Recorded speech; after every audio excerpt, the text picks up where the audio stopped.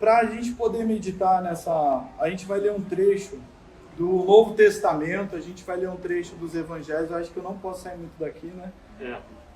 Então eu não vou poder ficar mais pertinho de vocês, mas que bom que a gente está aqui. Que bom que a gente está nesse calor humano. E antes de ler o texto, eu gostaria só de fazer uma breve reflexão com vocês sobre o que é escassez e sobre como que ela se origina. A gente já vai ler um texto do Novo Testamento, vocês já podem ir abrindo as Bíblias, a gente vai ler Marcos, um trecho bastante interessante, um trecho bastante conhecido. E eu gostaria de falar com vocês um pouquinho sobre o que é escassez. Escassez, ela é a falta de alguma coisa. Pode ser uma falta de contato, como a gente está com escassez de contato. Pode ser uma falta de dinheiro, pode ser uma falta de trabalho. Pode ser uma escassez na vida conjugal para aqueles que são casados. Pode ser uma escassez de luz, como a gente está vivendo hoje. Só que a escassez, ela pode ter basicamente 3 origens. A primeira origem independe da gente. Por exemplo, eu e você, nós não temos culpa da pandemia, que gerou toda essa escassez mundial, essa escassez pandêmica.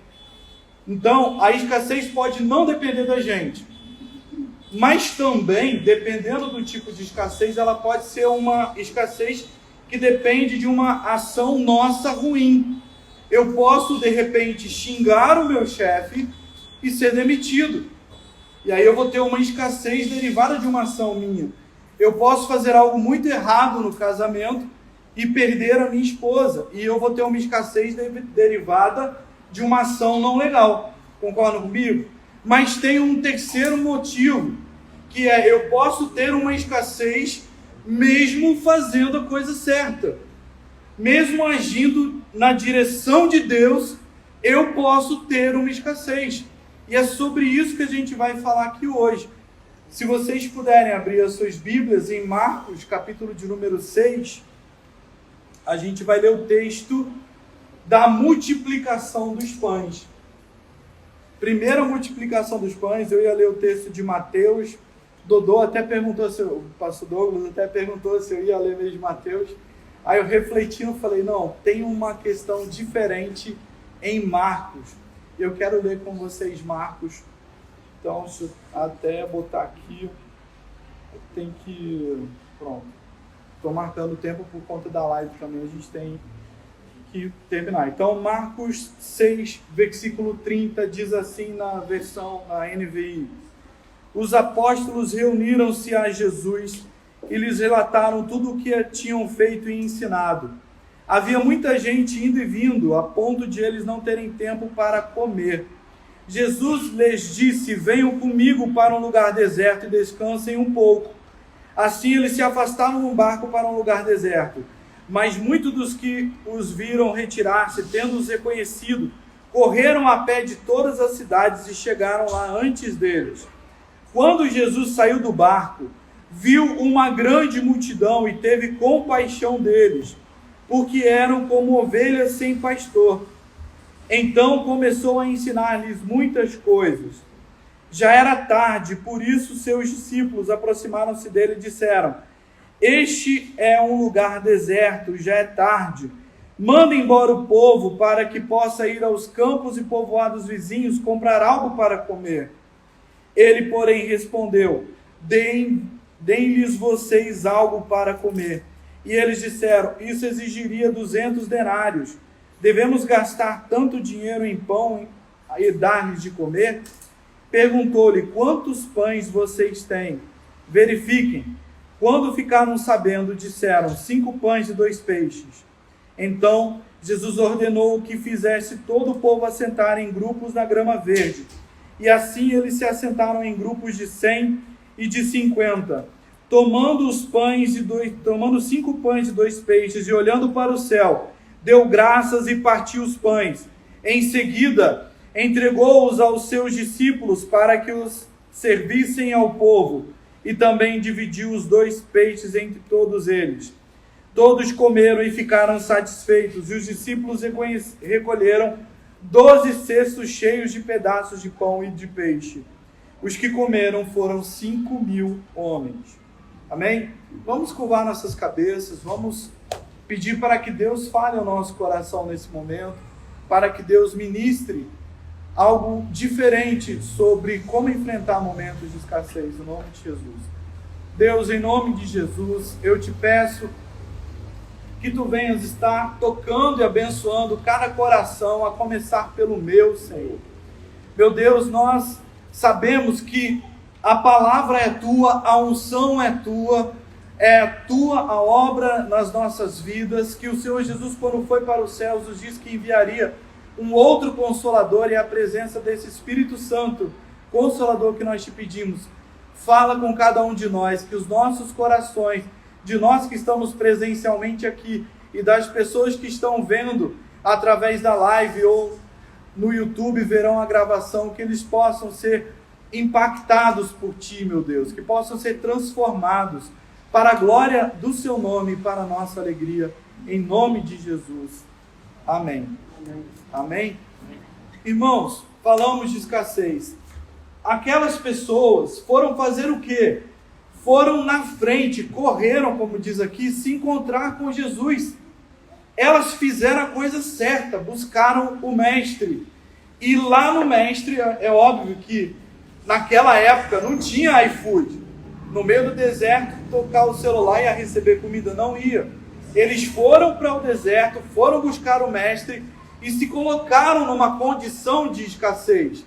Mas eles não estavam preocupados, eles estavam fazendo a vontade de Deus, mas nem sempre fazer a vontade de Deus vai nos livrar da escassez. E está tudo bem. A questão é o que nós vamos fazer quando essa escassez chegar. E é muito interessante que essa passagem da multiplicação dos pães, ela é uma passagem tão importante que ela está presente nos 4 evangelhos. Nós temos 3 evangelhos que têm a mesma visão, que chamam sinóticos, que é Mateus, Marcos e Lucas. E nós temos um 4º evangelho que tem uma visão diferenciada, que é João. Normalmente os capítulos não se repetem muito nesses evangelhos, mas a multiplicação dos pães, essa primeira, está nos 4, dada a importância desse evento para as nossas vidas. Então, quando a gente entende que a gente tem esses momentos de escassez, o que fazer nesses momentos de escassez? E o primeiro ponto que eu queria compartilhar com cada um de vocês é que em momentos de escassez nós devemos ir ao encontro de Jesus como discípulos e apresentar o nosso pedido. Bíblias abertas, Marcos 6:35 diz: já era tarde, por isso seus discípulos aproximaram-se dele e disseram: este é um lugar deserto e já é tarde. Os discípulos já tinham percebido, eles já estavam com um problema logístico, como alimentar tanta gente. Gente, eu já fiz retiro para 350 adolescentes vorazes e famintos. Já foi difícil alimentar essa galera. Na época que a gente fazia o almoço, a gente ia no macro, comprava, eram viagens e viagens para o sítio para levar. Agora imagina, no final desse trecho, tinham 5.000 homens. Vamos combinar que, se a gente olhar para cá, tem mais mulheres do que homens, provavelmente. Então, no mínimo, tinha mais 5.000 mulheres. Vamos conjecturar. E crianças, eles seguem os pais. Então, vamos supor que lá tivesse umas 12.000 pessoas. Como alimentar essas 12.000? Se você quiser ficar só com os homens, não tem problema. Como alimentar 5.000 pessoas num lugar deserto? Os discípulos tinham esse problema. Eu não sei qual é a escassez da sua vida hoje, que pode estar presente. Será que é uma escassez de amigos? Será que é uma escassez de contato? Será que é uma escassez no seu relacionamento pai e filho, filho e pai, ou conjugal? Será que é uma escassez de trabalho, de emprego? Eu não sei. Mas eles tinham uma escassez e tinham um problema logístico muito grande. O que eles fizeram?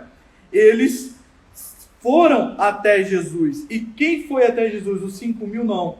Diz aqui, os seus discípulos aproximaram do Mestre. Não foi a multidão que foi a Cristo, foram os discípulos. Então, o primeiro passo que a gente tem que fazer é se aproximar de Cristo, mas numa qualidade de discípulo. E o que é um discípulo? É alguém que se achega a Cristo, não dizendo que já sabe tudo.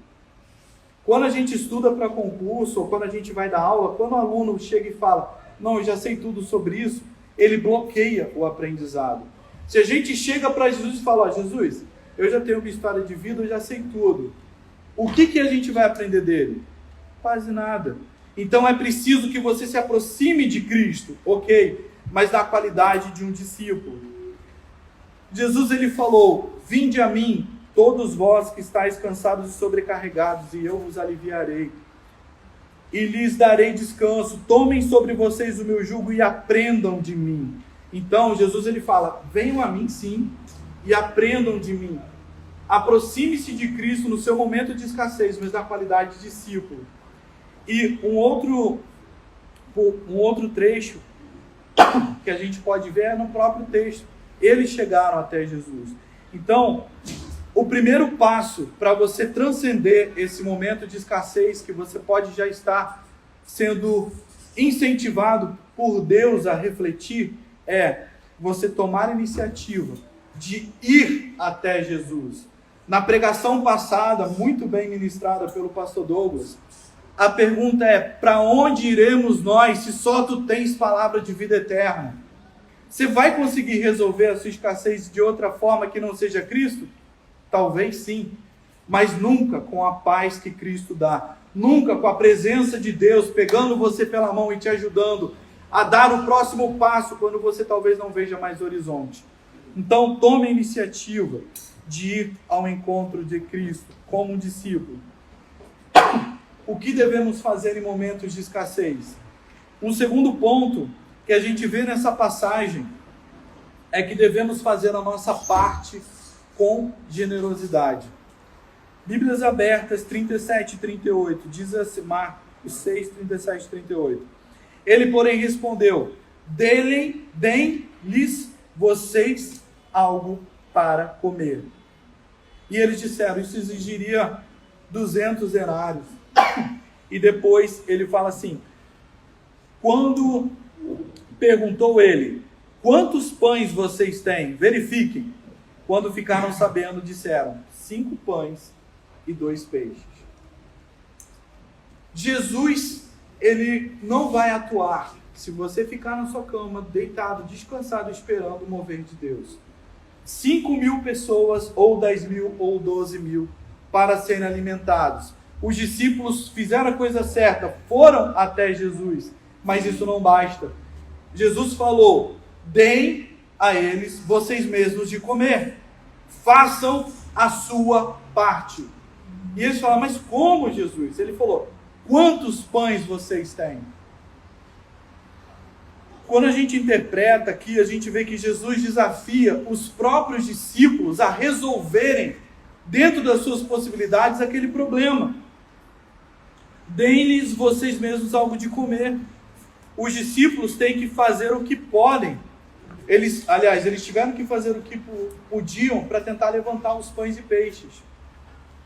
Não adianta nós ficarmos esperando Deus no nosso berço, tranquilo, na nossa cama, esperando o atuar de Deus sem que a gente faça a nossa parte.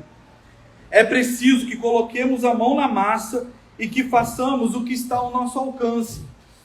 Deus pode fazer tudo sozinho? Jesus, ele poderia do nada estalar o dedo e cair pão para todo mundo? Sim, Deus é poderoso, Deus é onipotente, mas Jesus, ele fala, deem vocês mesmos de comer a eles.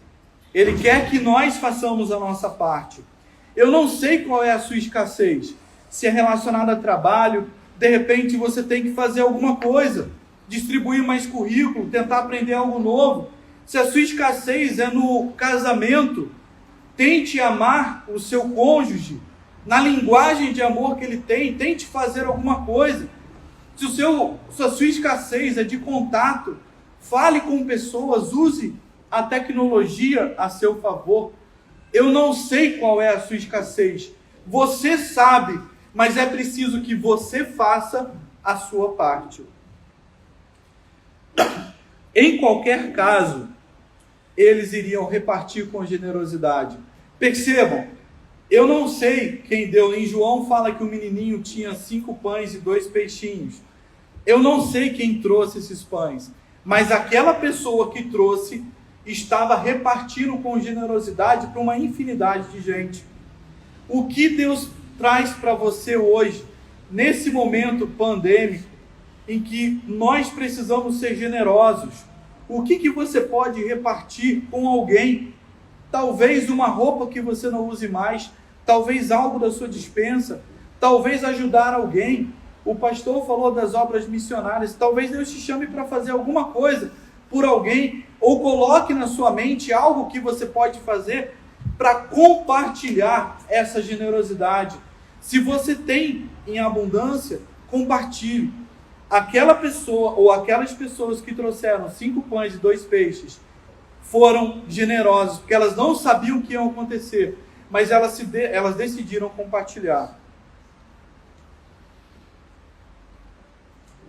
Aqui a gente tem uma ilustração que Jesus, ele chega para um cego. Essa ilustração está em Marcos 10, fala assim: tinha um cego gritando: Jesus, filho de Davi, tem compaixão de mim. Ele falou: chame-no. E chamaram o cego. Ânimo, levante-se. Ele o está chamando, disseram os discípulos. Levando a sua capa, deixando sua capa de lado, ele foi até Jesus e Jesus pergunta para o cego: o que queres que te faça? Se você fosse o cego e Jesus fizesse essa pergunta, você ia falar: eita, não é profeta não está vendo que eu sou cego? Vou embora para casa. Não sabe nem ver que eu estou cego. Mas Jesus queria que naquele momento, aquele cego declarasse, ele falasse, melhor dizendo, o que ele queria, ele pedisse: eu quero ver. Simples assim. A ação daquele cego era que ele queria ver. Jesus incentivou. E tem uma outra passagem, naquele caso, cabia ao cego pedir o que ele queria. E uma outra passagem diz assim, tendo acabado de falar, disse a Simão: vá para águas mais profundas e lance a rede. O contexto era que Simão passou a noite inteira pescando, ele era pescador profissional. E Jesus vira para ele e fala: olha, lança a rede de novo. Simão fala: peraí, Jesus, eu entendo disso. Eu passei a noite inteira pescando. Mas ele olha para o mestre e fala: mas sob a tua palavra eu vou lançar a rede. Talvez Deus queira que você lance uma rede de qualquer forma. Deus quer que você faça alguma coisa. Não adianta esperar que as coisas mudem por Deus somente. Faça a sua parte onde você tem essa escassez. Eu quero te incentivar a entender que apesar de Deus poder fazer tudo, Ele espera que você faça a sua parte. E que você faça a sua parte e seja nesse processo de fazer a sua parte generoso com as pessoas que estão à sua volta, com pessoas que Deus pode colocar no seu coração para você ser generoso. Nós precisamos ter essa generosidade. O terceiro ponto que nós devemos ter, o que devemos fazer em momentos de escassez, é que nós devemos ter fé e pedir a bênção de Deus. Já me aproximei de Jesus, eu já fiz a minha parte, mas eu preciso ter fé e pedir a bênção de Deus. Jesus diz assim no versículos 39 a 41, então Jesus ordenou que fizessem todo o povo assentar em grupos na grama verde. Assim eles se assentaram em grupos de 100 e de 50. Tomando 5 pães e 2 peixes, olhando para os céus, deu graças e partiu os pães. Jesus, ele nos estimula a olharmos para cima. Esse olhar para o céu significa ver que existe algo além de mim, que existe um Deus. Olhar para os céus é você reconhecer que você ter fé. Quando você olha para cima, que não é para ver o tempo lindo e maravilhoso, as nuvens passando, você está nesse movimento, demonstrando a sua fé em Deus. Olhar para os céus é pedir a bênção de Deus. E Jesus nos convida a imitá-lo. Nós podemos, como eu falei no início, realizar até projetos e sanar a nossa escassez sem a ajuda de Deus. Mas é muito melhor quando a gente olha para os céus e pede a bênção dele para aquilo que nós estamos fazendo. É muito melhor Como disse Pedro, aqueles outros discípulos, aquelas pessoas que estavam ao redor de Jesus poderiam até ir embora. Mas Pedro, ele fala, para onde iremos nós, se só tu tens as palavras de vida eterna?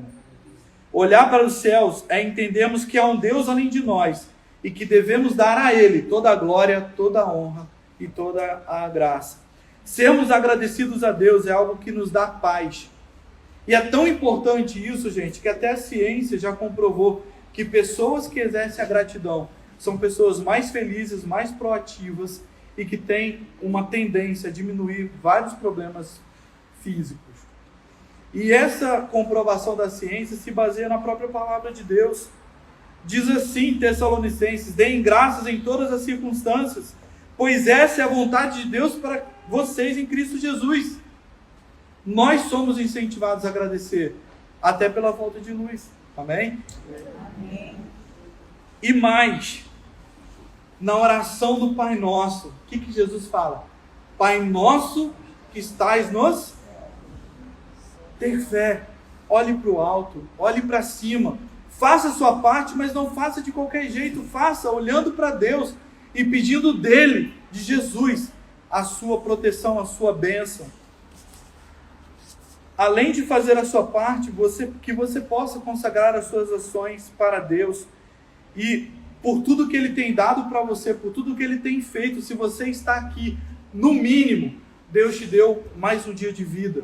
No mínimo, Ele te deu saúde para estar aqui, meio de locomoção, e Ele te permite, assim, a cada dia, repetir o milagre da vida. Se você parar para pensar, depois que a gente sai da barriga da nossa mãe, a primeira prova de vida é a respiração.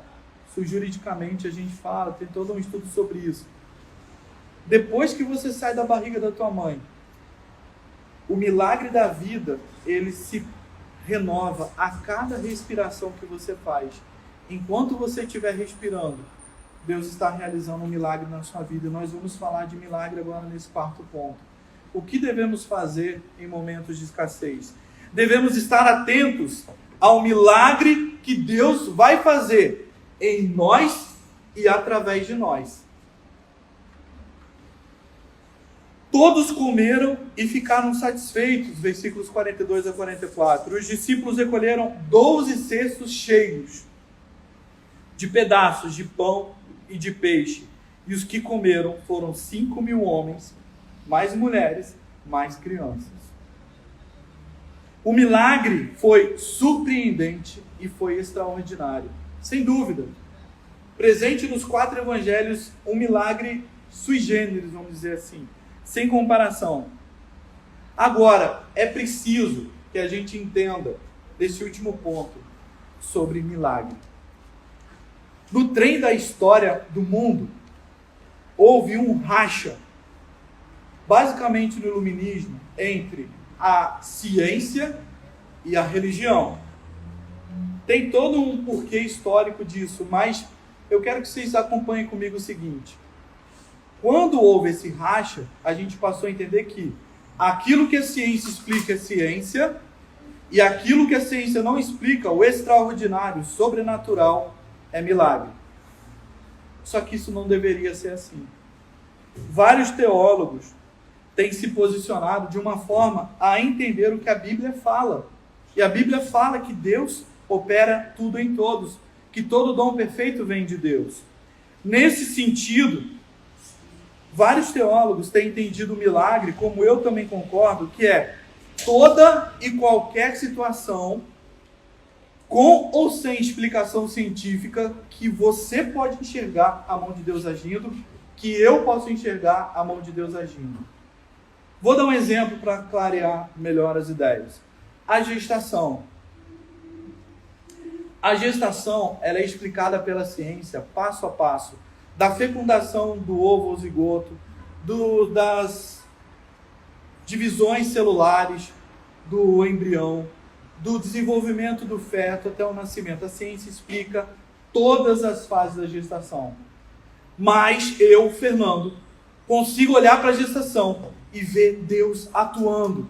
E se eu vejo Deus atuando, ainda que tenha explicação científica, isso é um milagre de Deus. A gravidade. Se não fosse a gravidade, eu dava um pulo e ia parar na Lua. Não vivo, morto. Se não fosse a gravidade, Newton explicou a gravidade? Talvez, maçãzinha caindo. Alguém da área levanta a mão e fala isso aí. Mas, se não fosse a gravidade, não estaríamos aqui. A ciência explica. Mas mesmo com a explicação da ciência, eu vejo a mão de Deus. E se eu vejo a mão de Deus, para mim é um milagre. Conciliando ciência e religião, vendo em tudo o atuar de Deus. E a Bíblia me ensina nesse sentido. Tu criaste o íntimo do meu ser e me teceste no ventre da minha mãe. Salmo 139, 13. Davi conseguia olhar e pensar na gestação, e ele falava, foi uma obra de Deus. Como salmista, eu vejo o milagre de Deus na gestação. Ainda que a ciência explique qualquer situação, se eu consigo olhar para como que eu deito na minha cama de um dia, minha frequência baixa, meu metabolismo baixa, a minha respiração baixa, e no outro dia eu acordo e fico de novo ligado. A ciência pode até explicar do sono REM, mas eu vejo o milagre de Deus. Agora, o milagre que Deus vai fazer na sua vida não é exatamente o milagre que você quer. A gente acabou de ler Pai Nosso que estais no céu, só que a oração do Pai Nosso ela continua. Venha o teu reino e seja feita a tua vontade, assim na terra como no céu.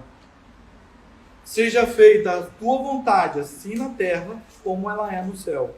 Significa dizer que Deus vai sim fazer um milagre na sua vida. Basta que você olhe o que Deus está fazendo, ainda que a ciência explique. Mas Deus vai fazer o milagre baseado na vontade dele e não na sua. Deus, ele vai fazer o milagre. Você precisa estar sensível para ver, mas o milagre é ele operando como ele quiser em nossas vidas. Para concluir, eu queria relembrar que nós precisamos ir ao encontro de Jesus como discípulos e apresentar os nossos desafios, a nossa escassez. Nós precisamos fazer a nossa parte e sermos generosos nesse processo. Nós precisamos pedir a bênção de Deus e em olharmos para os céus, termos fé. E por último, nós precisamos estar atentos ao milagre que Deus vai realizar como Ele quer e quando Ele quiser. Para concluir, talvez um grande milagre de Deus na sua vida possa ser fazer você falar como Paulo falou em Filipenses 4, de 11 a 13. Não estou dizendo isso. Talvez faça dessas palavras as suas e já haverá um grande milagre na sua vida. Não estou dizendo isso porque esteja necessitado, pois aprendi a adaptar-me a toda e qualquer circunstância. Sei o que é passar necessidade, sei o que é ter fartura. Aprendi o segredo de viver contente em toda e qualquer situação. Seja bem alimentado, seja com fome, tendo muito ou passando necessidade. Tudo posso naquele que me fortalece. Tudo posso. Posso passar por qualquer escassez naquele que me fortalece. Se você crê assim, curva a sua cabeça. Você que está em casa, vamos orar.